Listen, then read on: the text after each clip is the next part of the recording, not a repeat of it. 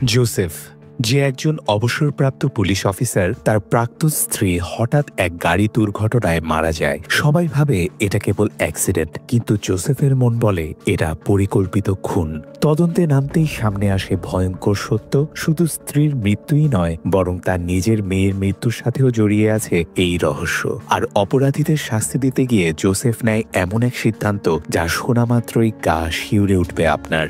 Mystery, murder আর সাসপেন্সে ভরা আজকের গল্প জোসেফ। তাই গল্প শুরু করার আগে আপনাদের কাছে একটি রিকোয়েস্ট, প্লিজ ভিডিওটি লাইক এবং শেয়ার করে দিন এবং আমাদের চ্যানেলটি সাবস্ক্রাইব করে আমাদের পাশেই থাকুন। তো চলুন শুরু করি আজকের মুভির এক্সপ্লেনেশন। তো গল্পের একেবারে শুরুতে আমরা দেখি পিটার নামের একজন মানুষকে, যাকে সরকার পক্ষ থেকে একটি মেডেল দেওয়া হয়। কিন্তু আশ্চর্যের বিষয় হলো পিটার খুব একটা খুশি হয় না, কারণ তার বিশ্বাস ছিল এই মেডেল তার নয়, বরং তার বন্ধু জোসেফেরই প্রাপ্য। এরপরই আমরা দেখতে পাই পিটারের সেই বন্ধু জোসেফকে, যে একেবারে কবির সিং এর মতো জীবনযাপন করছে। তার দাড়ি চুল সবই লম্বা হয়ে গেছে, এলোমেলো চেহারা, ঘরে চারদিকে ছড়ানো রয়েছে অসংখ্য মদের বোতল আর সিগারেটের প্যাকেট। সকালে ঘুম থেকে উঠেই সে মদের গ্লাস হাতে নিয়ে বসে পড়ে টিভিতে নিউজ দেখতে। আর সেখানেই সকালবেলার ব্রেকিং নিউজে সে জানতে পারে এক বৃদ্ধ দম্পতির হত্যার খবর। একটি বাড়ির ভেতর এক বৃদ্ধ দম্পতি মৃত অবস্থায় পাওয়া গেছে। এমন সময় এসপি ফোন করে জোসেফকে ডেকে পাঠায়। এদিকে পুলিশ অফিসাররা তদন্ত শুরু করার জন্য অস্থির হয়ে পড়েছিল, কিন্তু এসপির আসলে অপেক্ষা ছিল কেবল জোসেফের জন্য, যে কিছুদিন আগে ডিপার্টমেন্ট থেকে অবসর নিয়েছে।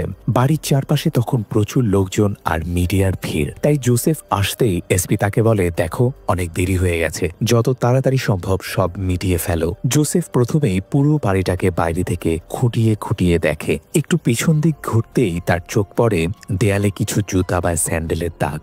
সে সঙ্গে সঙ্গে একটি কাঠের সিঁড়ি এনে দেয়ালের কাছে লাগিয়ে উপরে উঠে যায়। উপরে গিয়ে দেখতে পায় বড়সড় একটি বারান্দা, যার সঙ্গে দরজাও লাগানো। তারপর সেই সিঁড়ি দিয়ে নেমে এসে জোসেফ বাড়ির মূল গেট দিয়ে ভেতরে প্রবেশ করে। সে মৃতদেহ দেখে। টিভি তখনও অন ছিল, টেবিলে খাবার দাবার পড়েছিল, রান্নাঘরে সসপ্যান পুড়ে একেবারে ছাই হয়ে গেছে। সবকিছু দেখে মনে হচ্ছিল যেন সেদিন রাতে কোনো অতিথি এসেছিল বাড়িতে।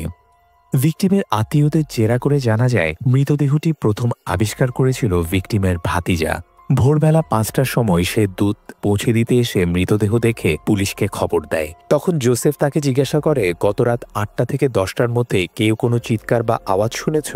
ভাতিজার সঙ্গে সঙ্গে দায় এড়িয়ে যায়। সে বলে, আমি তো সিনেমা দেখতে গিয়েছিলাম, বাড়িতে শুধু মা ছিল। যখন তার মাকে জিজ্ঞাসা করা হয়, তিনি জানান, আমি তো টিভিতে সিরিয়াল দেখছিলাম, তাই কোনো আওয়াজ শুনিনি। এরপর জোসেফ বাকি আত্মীয়দেরকেও জিজ্ঞাসাবাদ করে এবং সবার নাম, ফোন নাম্বার লিখে রাখে।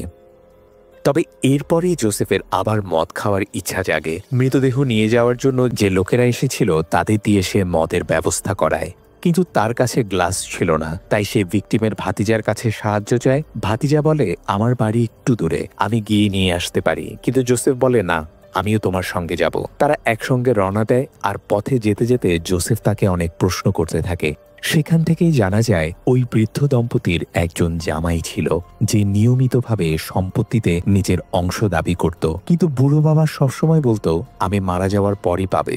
এদিকে গ্লাস পাওয়ার পর জোসেফ ভাতিজাকে বলে, এতে মিক্স করার জন্য পেপসি টেপসি কিছু নিয়ে আসো, এই নাও টাকা। ছেলেটি তখন চলে যায়। আর ওদিকে বাকি পুলিশ অফিসাররা নিজেদের মধ্যে বলতে থাকে, কি বেহুদা লোককে ডেকে এনেছেন স্যার, সে তো মদ খেতে চলে গেল।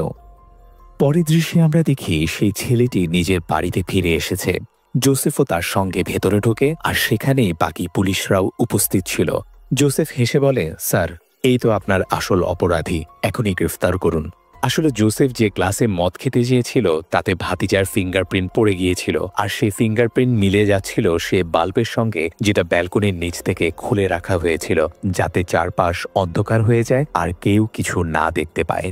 জোসেফ আরও বলে, তুমি তোমার বাড়ির ছুরি ধুয়ে ফেললেও ফরেন্সিক টিম প্রমাণ বের করবেই। আর ভিকটিম বাড়ি থেকে আমি একটি ছেঁড়া ক্যালেন্ডারের পাতা পেয়েছি, যা তোমার বাড়ির ক্যালেন্ডার থেকে ছেঁড়া হয়েছে। সেই পাতায় মোড়ানো অবস্থাতেই তুমি ছুরিটা নিয়ে গিয়েছিলে। এরপর ভাতিজাকে গ্রেফতার করে পুলিশ স্টেশনে পাঠানো হয়। কিন্তু এসপি তখনও জানতে চায়, তুমি এত দ্রুত কিভাবে বুঝলে যে খুনি এটাই? তখন জোসেফ ব্যাখ্যা করে, স্যার, আমি ভিকটিমের বাড়ি দেখে বুঝে গিয়েছিলাম এটা কোনো প্রফেশনালের কাজ নয়, একজন অপটু অপরাধীর কাজ। কারণ সে সাবধানে বাল্ব খুলেছিল ঠিকই, কিন্তু ভেঙে ফেলেনি, সেখানেই রেখে দিয়েছিল। গিয়েছিল।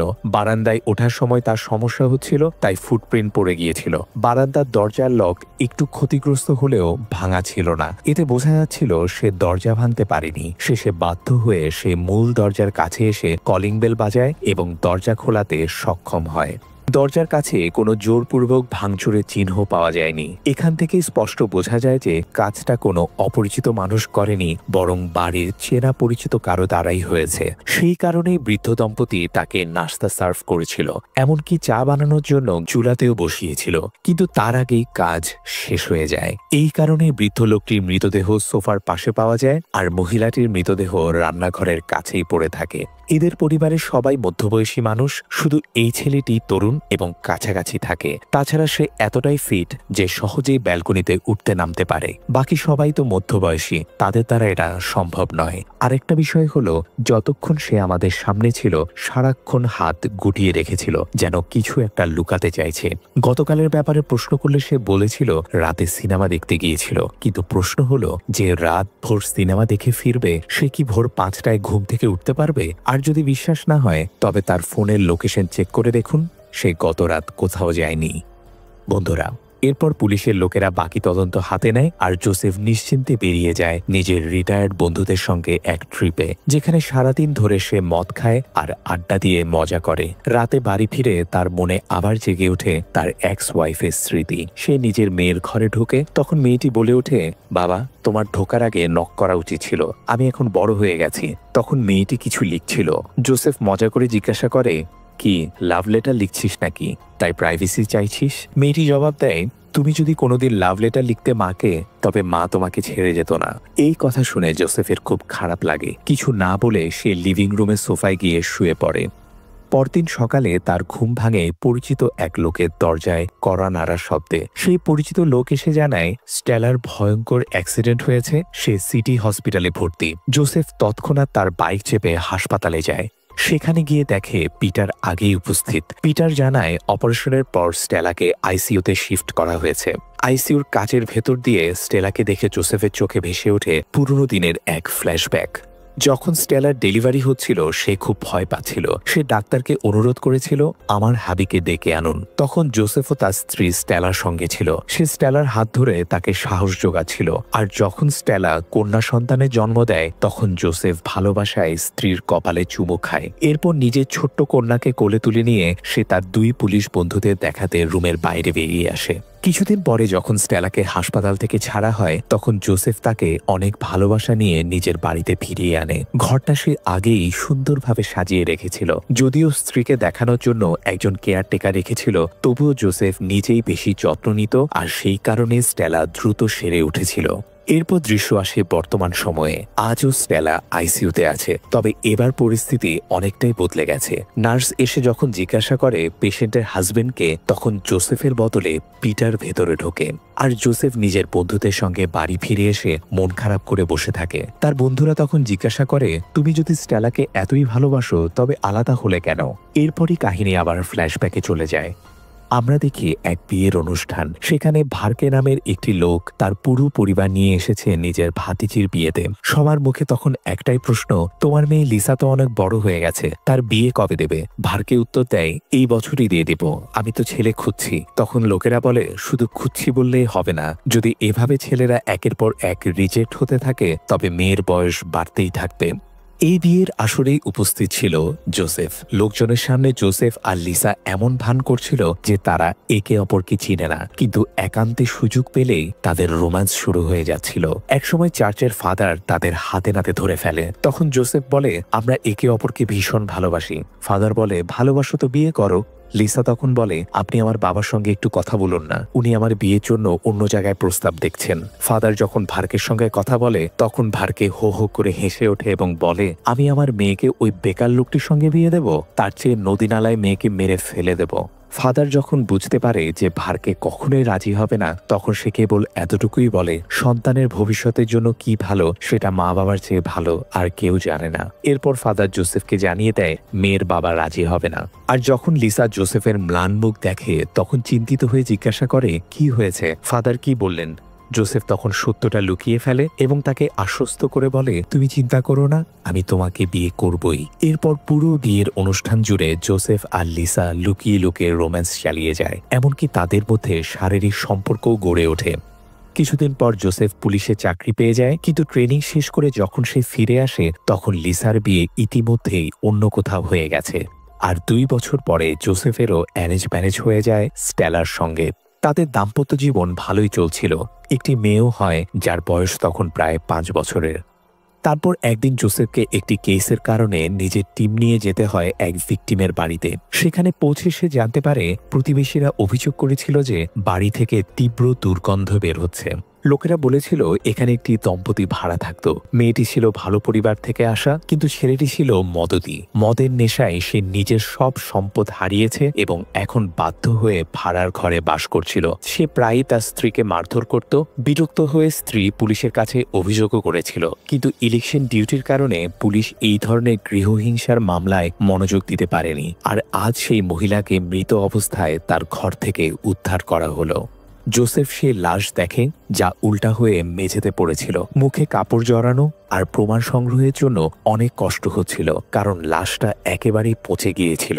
প্রবল দুর্গন্ধও বের হচ্ছিল। কিন্তু যখন জোসেফের চোখ পড়ল সেই দম্পতির দেওয়ালে টাঙানো বিয়ের ছবির ওপর, তখনই তার মাথা ঘুরে গেল। কারণ মৃতদেহটি আর কারো নয়, সে লিসার, যাকে একসময় সে ভীষণ ভালোবাসত। লিসা ছিল অতি সুন্দরী, আর আজ তার পচাগলা দেহ দেখে জোসেফ ভীষণ মানসিকভাবে আঘাত পায়। তার বমি হয়ে যায়, এমনকি সে বাড়ি ফিরে কুয়া থেকে বারবার পানি তুলে নিজের গায়ে ঢেলে দেয়। স্টেলা অবাক হয়ে জিজ্ঞাসা করে, কি হয়েছে, এত অস্থির কেন? কিন্তু জোসেফ কিছুই বলে না। এখান থেকেই তাদের বিবাহিত জীবনে সমস্যা শুরু হয়। যখনই স্টেলা জোসেফের কাছাকাছি আসতে চাইত, জোসেফ তাকে এড়িয়ে যেত, কারণ স্টেলার স্পর্শ পেলেই তার মনে হতো যেন লিসাই নিজের পচা গলা শরীর নিয়ে তাকে স্পর্শ করছে।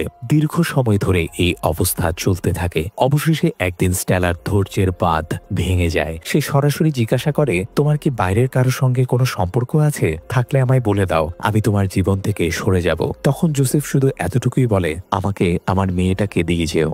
এই কথা শুনে স্টেলা একেবারে ভেঙে পড়ে। কিছুদিন অপেক্ষা করে, আশা করে জোসেফ বদলাবে, কিন্তু কোনো পরিবর্তন না দেখে সে চুপচাপ তার জীবন এবং বাড়ি দুটোই ছেড়ে চলে যায়। 2 বছর পর স্টেলা বিয়ে করে ফেলে পিটারকে এবং নিজের জীবনে এগিয়ে যায়। এরপর আবার কাহিনী ফিরে আসে বর্তমান সময়ে। জোসেফ তার বন্ধুদের বলে, এইভাবে স্টেলা আমার কাছ থেকে দূরে চলে গেল। এতে তার কোনো দোষ ছিল না, সব দোষ আমার। তবে ও চলে যাওয়ার পর মাঝে মাঝে ওকে দেখার ইচ্ছে হতো। তখন কোনো কাজে শহরের বাইরে যাচ্ছি বলে অজুহাত বানিয়ে মেয়েকে স্টেলার বাড়িতে রেখে আসতাম, যেন অন্তত সেই অজুহাতে একবার তার মুখ দেখতে পারি। কয়েক বছর পর আমি সব সত্য বলে দিই আমার মেয়েকে, আর সে নিশ্চয়ই সেটা পিটারকে জানিয়েছে। সেই কারণেই পিটার কখনো আমাদের দেখা সাক্ষাতে আপত্তি করত না। ঠিক তখনই পিটারের ফোন আসে। সে তৎক্ষণাৎ জোসেফকে হসপিটালে ডাকে। পিটার বলে, ডাক্তাররা বলেছেন স্টেলাকে আর ভেন্টিলেটরে রাখার কোনো মানেই নেই, ও এখন জীবন্ত লাশ মাত্র। ডাক্তার আরও বলেছেন তার অর্গানসগুলো ডোনেট করতে চাই কিনা। আমি একাই সিদ্ধান্ত নিতে পারছি না, তাই তোমাকে ডেকেছি। স্টেলার অবস্থা শুনে জোসেফ একেবারে ভেঙে পড়ে। তার মনে পড়ে বহু বছর আগে সেই সময়ের কথা, যখন স্টেলা পিটারকে বিয়ে করার পর 20 বছর কেটে গেছে। তখন তাদের মেয়ে জেনির মারাত্মক অসুস্থতা দেখা দিয়েছিল। তাকে টানা 40 দিন ভেন্টিলেটরে রাখতে হয়েছিল। আসলে একদিন জেনি পড়ে গিয়ে মাথায় ভীষণ আঘাত পেয়েছিল। অপারেশনের পরও পুরোপুরি সেরে ওঠেনি। সংক্রমণ এতটাই বেড়ে যায় যে সে ব্রেন ডেড হয়ে পড়ে। এটা শুনে তখন জোসেফ আর স্টেলা কান্নাকাটি করে ভেঙে পড়েছিল। ডাক্তার তখন বলেছিলেন, আমি জানি আপনারা খুবই দুঃখে আছেন, কিন্তু যদি মেয়ের অঙ্গ দান করেন তবে অন্যরা বেঁচে যাবে। তখন স্টেলা চোখের জল মুছতে মুছতে বলেছিল, ডাক্তার, আপনি যা সঠিক মনে করেন তাই করুন। আর বর্তমানে জোসেফ স্টেলার মৃতদেহের দিকে তাকিয়ে থাকে। অর্গানস ডোনেট করার পর সবাই তাকে নিয়ে যায় তার শেষকৃত্যে। অর্থাৎ বন্ধুরা, সেদিন ট্রিপ থেকে বাড়ি ফেরার পর জোসেফ দেখেছিল যে তার মেয়ে ঘরে বসে কিছু লিখছে। ওটা আসলে তার ভ্রম ছিল, কারণ তার মেয়ে তো অনেক আগেই মারা গেছে। প্রথমে জোসেফ হারায় লিসাকে, তারপর নিজের মেয়ে জেনিকে, আর এখন স্টেলাকে। ফিউনারেলের সময় ফাদার সব প্রার্থনা শেষ করে স্টেলাকে কবর দেওয়া হয়। সবাই চলে যায়, কিন্তু জোসেফ সেখানেই থেকে যায়। তারপর সে যায় সেই জায়গায় যেখানে স্টেলার অ্যাক্সিডেন্ট হয়েছিল। জায়গাটা ছিল ভীষণ নির্জন, পাশে শুধু একটা চায়ের দোকান, আর সেই দোকানের একটু সামনেই ঘটেছিল স্টেলার দুর্ঘটনা। স্টেলা প্রতিদিন সকালে স্কুটিতে করে চার্চে যেত, আর সেই সময় এক জিপ এসে তাকে ধাক্কা মেরে দেয়। এই জন্য জোসেফ যায় পুলিশ স্টেশনে, যেখানে স্টেলার স্কুটি রাখা ছিল। স্কুটিতে খুব বেশি ক্ষতি হয়নি, তাই অ্যাক্সিডেন্টের দিন যে অফিসার ঘটনাস্থল থেকে রিপোর্ট তৈরি করেছিল, জোসেফ প্রথমে তার কাছ থেকে সে রিপোর্ট নিয়ে ডিটেলস পড়ে। লাশ কোন জায়গায়, কেমন অবস্থায় পাওয়া গিয়েছিল, প্রথমে কে দেখেছিল ইত্যাদি। তারপর সে ফের দুর্ঘটনাস্থলে যায় আর চাওয়ালাকে জিজ্ঞাসা করে সেদিন ঠিক কি হয়েছিল। চাওয়ালা বলে, আমি প্রতিদিনের মতো দোকানে ছিলাম, তখন এক মহিলা স্কুটি নিয়ে গেল আর পেছনে একটা জিপ। আমার দোকান পার করতেই জিপ স্কুটিকে ধাক্কা দেয় আর পালিয়ে যায়। ম্যাডাম এখানেই পড়ে রইলেন। আমি দৌড়ে যাই সাহায্য করতে। ঠিক তখনই ভাগ্যক্রমে একটি গাড়ি পেছন থেকে আসে। ভেতরে খুব ভদ্র এক দম্পতি ছিল। আমি তাদের সাহায্য চাই আর তারা আমাকে সাহায্যও করে ম্যাডামকে হাসপাতালে পৌঁছে দিতে। এটা শুনে জোসেফ আবার জিজ্ঞাসা করে, জিপওয়ালা কি দুর্ঘটনার পর একবার হলেও ফিরে তাকিয়েছিল? চাওয়ালা বলেন, ড্রাইভার তো না, কিন্তু তার পাশে বসা লোকটা অবশ্যই একবার ফিরে তাকিয়েছিল। তারপর জোসেফ জিজ্ঞাসা করে, আচ্ছা ওই দম্পতিকে চেনো যারা তোমাকে সাহায্য করেছিল? চাওয়ালা বলে, না সাহেব, তারা এই এলাকার মানুষ নয় বলেই মনে হয়েছে। বেশ ভালো কাপড় পরা ছিল, ভালো ঘরের মানুষও মনে হচ্ছিল। জোসেফ এরপর জিপের নাম্বার জানতে চায় আর তার বন্ধুকে বলে, দেখে বের করো এই জিপ আসলেই আছে কিনা নাকি ফেক। ফ্রেন্ড রেকর্ড দেখে বলে, হ্যাঁ এটা ফেক, কিন্তু তুমি কিভাবে জানতে পারলে? এটা একটা লরির নাম্বার, কিন্তু জিপের মধ্যে কি করছে? তখন জোসেফ বলে, স্টেলার অ্যাক্সিডেন্ট হয়নি, ওকে খুন করা হয়েছে। এটা শুনে বন্ধু অবাক হয়ে যায়। সেই সময় জোসেফ ফোন করে ডিপার্টমেন্টের আইটি টিমকে বলে, আমাদের মোবাইল ডাম্পিং করতে হবে। তারপর সে বন্ধুদের বোঝায়, যদি সত্যি কেউ স্টেলাকে মারতে চাইতো তাহলে বড় গাড়ি ব্যবহার করত, জিপ নয়। আর যদি এটা শুধু দুর্ঘটনা হতো তাহলে ড্রাইভার অন্তত একবার ফিরে তাকাতো ভিকটিমের অবস্থা দেখতে। কিন্তু সেটা সে করেনি, মানে ইচ্ছাকৃতভাবে ধাক্কা মেরেছে। তবে এত জোরে নয় যে সঙ্গে সঙ্গে মারা যায়, শুধু এমনভাবে পড়ে যায় যাতে মানুষজন একে অ্যাক্সিডেন্ট কেস হিসেবে থানায় ফাইল করে। আর ওই দম্পতি যারা হাসপাতালে নিয়ে গেছে তারাও এর মধ্যে জড়িত, কারণ তারা সাহায্য করলেও নিজেদের নাম ঠিকানা কিছুই দেয়নি। ভিকটিমের পরিবার আসার অপেক্ষাও করেনি, তারা শুধু ভালো মানুষের ভান করেছিল।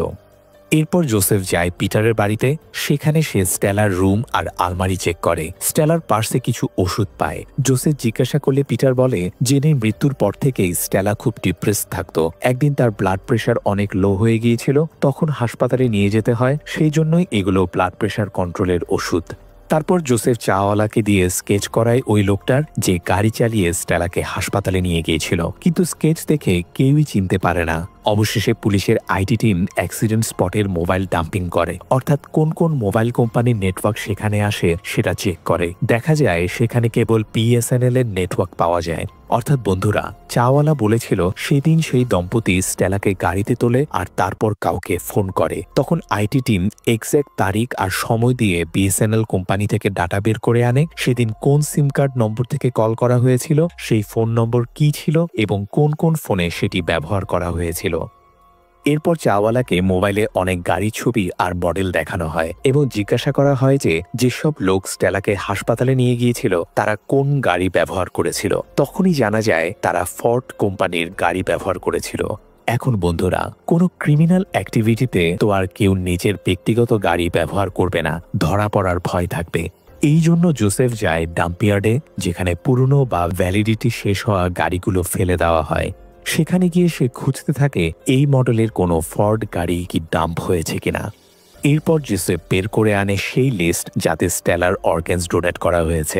দেখা যায় স্টেলার অর্গানস 4 জনের শরীর প্রতিস্থাপন করা হয়েছে। এর মধ্যে 3 জন ভীষণ গরিব আর একজন রিটায়ার্ড স্টাফ। জোসেফ তাদের সবার সঙ্গে দেখা করে এবং বুঝতে পারে তারা একেবারেই নির্দোষ। অর্গানস ট্রাফিকিং এর সঙ্গে তাদের কোনো সম্পর্ক নেই। তারপর জোসেফ সেই মানুষদের সঙ্গেও দেখা করে যাদের তার মেয়ে জেনির অর্গান ডোনেট করা হয়েছিল।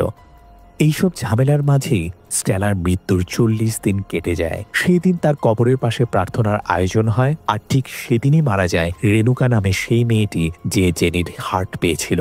কিন্তু এই খবর জানার পরও জোসেফ সাহস করে রেনুকার লাশ দেখতে পায় না, বরং সে বাড়ি ফিরে ব্লেড দিয়ে নিজের হাতের রগ কেটে ফেলে।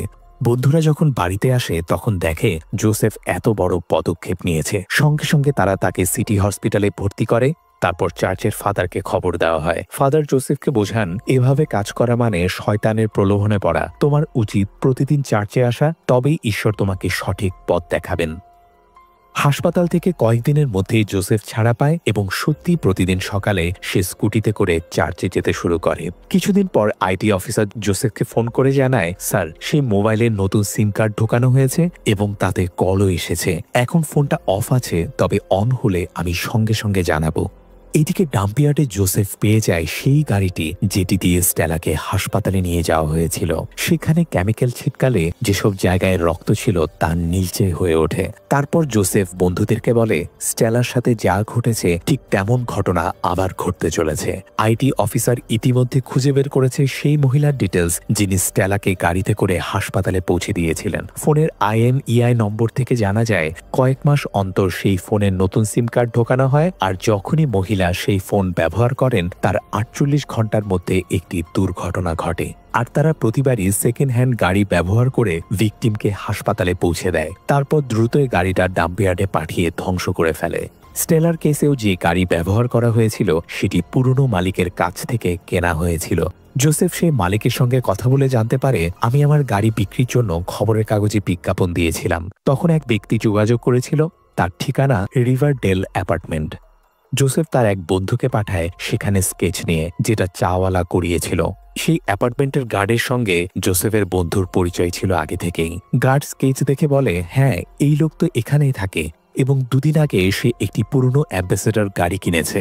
জোসেফ এরপর বন্ধুদেরকে বলে লোকটার উপর নজর রাখতে। পাশাপাশি সে আইটি অফিসারকে কিছু ডকুমেন্টস এবং হ্যান্ডরিটেন নোটস দিয়ে বলে যে কোনো পরিস্থিতিতে কাল এগুলো অ্যাডভোকেট শ্রীনিবাসের কাছে পৌঁছে দেবে।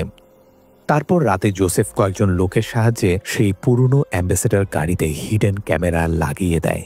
পরদিন সকাল জোসেফ ঘুম থেকে উঠে ভালোমতো তৈরি হয়, গোফে তেল দিয়ে ঘুরিয়ে নিয়ে বেরিয়ে পড়ে স্কুটিতে করে চার্চের পথে। কিন্তু ঠিক সেই জায়গায় পৌঁছায় যেখানে স্টেলার দুর্ঘটনা ঘটেছিল। তখনই সে দেখে পিছন থেকে একটি জিপ আসছে। সে সঙ্গে সঙ্গে বুঝে যায় যে কি হতে চলেছে, আর কিছুক্ষণের মধ্যেই সেই জিপ গিয়ে ধাক্কা দেয় জোসেফের স্কুটারকে। এই ধাক্কায় পড়ে যায় জোসেফ, সামান্য আঘাতও পায়। তখনই আশেপাশে ভিড় জমে যায়। এরপর হাজির হয় সেই কালো অ্যাম্বাসেডর গাড়ি, আর সেই দম্পতি সামনে থেকে এসে সাহায্যের প্রস্তাব দেয়। এরপর জোসেফকে গাড়িতে তুলে নিয়ে চলে যায় হাসপাতালে। এরপর দৃশ্য পাল্টে যায় হাইকোর্টে। অ্যাডভোকেট শ্রীনিবাস জজের সামনে সমস্ত প্রমাণ হাজির করে দেন যা জোসেফ অনেক কষ্টে জোগাড় করেছিল। এর ফলেই ফাঁস হয়ে যায় সিটি হসপিটালের আসল চেহারা, যারা পরিকল্পনা করে মানুষের অ্যাক্সিডেন্ট ঘটিয়ে তাদের অর্গানস ডোনেট করত।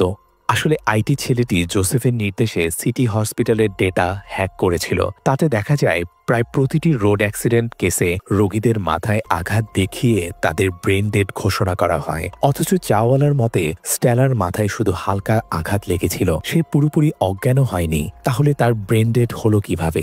এখানেই স্পষ্ট যে ইচ্ছে করেই ব্রেন ক্ষতিগ্রস্ত করা হতো। কিন্তু এতে হাসপাতালের কি লাভ? তারা তো গরিবদের অর্গানস ডোনেট করছিল সঞ্জীবনী স্কিমের অধীনে। আসল সত্যি হলো সেটা ছিল নিছক ছদ্মবেশ। বাইরে থেকে ফরেন রোগীদেরকেও হাসপাতালে ভর্তি করা হতো ওই একই দিনে যখন দুর্ঘটনার রোগী আসত। গরিবদের অঙ্গ দেওয়ার নামে অঙ্গ চলে যেত বিদেশি রোগীদের কাছে, আর গরিব রোগীদের শরীরে হতো ভুয়া সার্জারি। এই কারণেই রেনুকার ট্রান্সপ্ল্যান্টের পরেও সে মারা যায়, কারণ আসলে তার কোনো অর্গানস ট্রান্সপ্ল্যান্টই হয়নি। জোসেফ রেনুকার সমস্ত মেডিকেল ডিটেলস আদালতে জমা দিয়েছিল। হাসপাতাল কর্তৃপক্ষ গরিবদের ব্যবহার করত শুধু টাকা কামানোর জন্য। স্থানীয় রোগী ভর্তি থেকে যেখানে এক মাসে লাখ টাকার বেশি লাভ হতো না, সেখানে বিদেশিদের অঙ্গ প্রতিস্থাপন থেকে তারা কোটি কোটি টাকা রোজগার করত। এই সত্য জেনেই জোসেফ নিজের হাত কেটে হাসপাতালে ভর্তি হয়েছিল। তার উদ্দেশ্য ছিল ভেতর থেকে সবকিছু নজরে রাখা। তার ব্লাড গ্রুপ AB নেগেটিভ, যা একজন বিদেশি রোগীর সাথেও মিলে গিয়েছিল। ফলে জোসেফ ইচ্ছে করেই এই কাজ করে। হাসপাতালও তাকে টার্গেট করে। তারা পরিকল্পনা করে ছোটখাটো অ্যাক্সিডেন্ট ঘটায়। তারপর সে দম্পতি এসে জোসেফকে হাসপাতালে তোলে, কিন্তু পথেই জোসেফের মাথার পেছনে হাতুড়ি দিয়ে আঘাত করা হয়। তার ব্রেন ক্ষতিগ্রস্ত করা হয়। কিন্তু সবকিছু ক্যামেরায় রেকর্ড হয়ে যায়, যেটা আগের রাতে জোসেফ সেট আপ করেছিল। এরপর হাসপাতালও জোসেফকে ব্রেন ডেড ঘোষণা করে, অর্গানস ডোনেট করার জন্য প্রস্তুত করে। অবশেষে জোসেফ মারা যায়। আদালতে সব প্রমাণ হাজির হয়। জাজ অবাক হয়ে যান এই ভেবে যে একজন মানুষ প্রমাণের স্বার্থে নিজের জীবন উৎসর্গ করেছে। যদি জোসেফ এই ঝুঁকি না নিত তবে হাসপাতাল প্রমাণের অভাবে বেঁচে যেত। কিন্তু এখন সব পরিষ্কার, তাই জজ সিবিআইকে আদেশ দেন হাসপাতালের লোকদের গ্রেফতার করতে। এরপরই দেখানো হয় জোসেফের শেষকৃত্য। তার বন্ধুরা তার গোফে সেই পরিচিত তাপ দিয়ে দেয়, যেমনটা জোসেফ বেঁচে থাকতে করত। সবাই ভারাক্রান্ত মনে তাকে বিদায় জানায়। তার দেহ মাটির নিচে শুইয়ে দেওয়া হয়। সরকারও তাকে মৃত্যুর পর সম্মানিত করে মেডেল দিয়ে। কিন্তু জোসেফের পরিবারে কেউ বেঁচে না থাকায় সে মেডেল গ্রহণ করে তার বন্ধু পিটার। যদিও সে খুশি নয়, কারণ জানে এই মেডেলের প্রকৃত প্রাপ্য সে নয়, বরং জোসেফ। এইভাবেই শেষ হয় সিনেমাটি। তো বন্ধুরা, এই দুর্দান্ত মিস্ট্রি থ্রিলার মুভিটি আপনাদের কেমন লেগেছে অবশ্যই কমেন্ট করে জানাবেন। এবং আমার মুভি এক্সপ্লেনেশন যদি আপনাদের ভালো লেগে থাকে তাহলে প্লিজ ভিডিওটি লাইক এবং শেয়ার করে দিন, এবং আমাদের চ্যানেলটি সাবস্ক্রাইব করে আমাদের পাশেই থাকুন, কারণ আমরাই একমাত্র এই ধরনের ইন্টারেস্টিং ভিডিও নিয়ে আসি। ধন্যবাদ।